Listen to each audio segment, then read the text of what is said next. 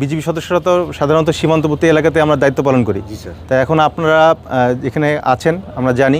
BGB থাকাতে আমাদের সুবিধা, কারণ ফার্টিরা বেশি তেল চাইতেছে, বেশি তেল না দিলে আমাদেরকে ডিস্টার্ব করে। ওনারা থাকাতে আমাদের আর এই অসুবিধাটা হয় না। দুইটা বাস আছে, দুইটা বাসে 6,20,000 তেল ধরে আমরা বেচতে পারি। এই তেলটা ঢাকার থেকে আসে। আমরা আমাদের বিভিন্ন এজেন্সি বা আমাদের লাইসেন্স দ্বারা যারা লাইসেন্স আছে তাদেরকে আমরা মালগুলি পরিবেশন করি।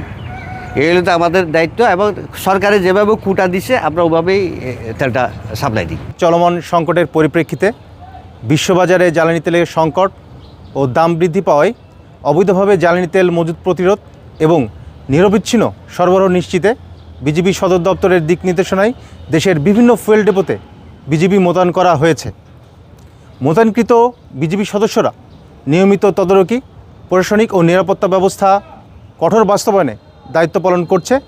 এছাড়াও সীমান্তবর্তী এলাকায় চেকপোস্ট স্থাপনসহ টহল জোরদার এবং গোয়েন্দা তৎপরতা বৃদ্ধি করা হয়েছে।